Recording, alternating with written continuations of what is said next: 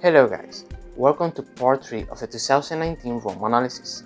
This is part of the video series I'm making where we will discuss the tactics that both Nadal and Djokovic used during the final. If you haven't watched part 1 or 2, I'll leave you links on the video description below. As for now, we will start talking about what happened during the second set. During the first set, one of the key points for Nadal was his return of serve. We talked about where Nadal tried to place the ball and the height of the shot, and to measure how good was his return of serve, we show this chart. This chart takes all the first serves and tells us on how many of these first serves allowed the server to take advantage on the point. As we discussed during the first set, Novak's good results to first serve ratio is very low, and Nadal's results were great. Now, let's compare these numbers with the ones of the second set. As for Novak's results, we can see that he increased the ratio to 65%, while Nadal's ratio decreased to 50%. This tells us two things. First is that Novak started having the opportunity of taking advantage of more points thanks to his first serve, and second is that Novak started having better returns of serve. Let's start by discussing Novak's first serve improvement. The first thing it's important to understand is that this improvement had very little to do with his first serve percentage, since this ratio only takes into account the first serves. Where we do start seeing a reason for this change is on his first serve distribution. When we compare Novak's first serve distribution between the first and second set, we see that Novak leaned towards the T serve on the due side and the Y serve on the ad side. This represents a big change in contrast with what happened during the first set.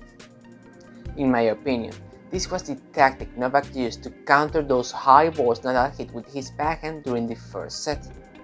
He focused on aiming Nadal's forehand, and by doing so, he started getting better results. Let's dig a little deeper on the subject. Let's start by first taking a look at Novak's D serve on the due side.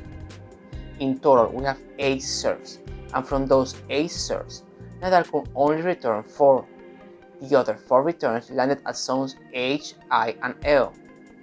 The return that landed at L allowed Novak to finish the point with a drop shot, and the other 3 returns allowed Nadal to start rallying on equal terms. As for the ad side, Novak's main serve was the Y serve. He used it 8 times. Nadal missed the return 3 times. There were also 3 returns that landed at L and I, and Novak used those short balls to finish the point. The last 2 returns landed at F and G, and only then Nadal could start the point on equal terms. What we see when we compare these sequences to the ones of the first set is that Nadal was able to put a lot more depth on his return with his backhand. This explains Novak's change on distribution. He decided to aim Rafa's forehand during the second set, and as a result, he got shorter balls and better opportunities to take advantage of the point. Now, let's see Novak's second improvement, and that is Novak's return. To do so, we will take a similar path. We will start by comparing Nadal's first serve placement between the first and second set. In contrast to what Novak did, Nadal highlighted his first serve patterns even more. His main serves had been the T serve on the due side and the Y serve on the ad side. During the first set, Novak couldn't return most of Nadal's first serves. However, during the second set, we can see a different story. On the due side, Nadal hit 90 serves, and only 2 were not returned by Novak. As for the other 7 serves, most of Novak's return landed at position E or H, and Nadal could only take advantage of one of them. As for the ad side, we have 9 Y serves as first serves, and only once Novak missed the return. Next, we have 3 returns that landed at I, and Rafa took advantage of all 3.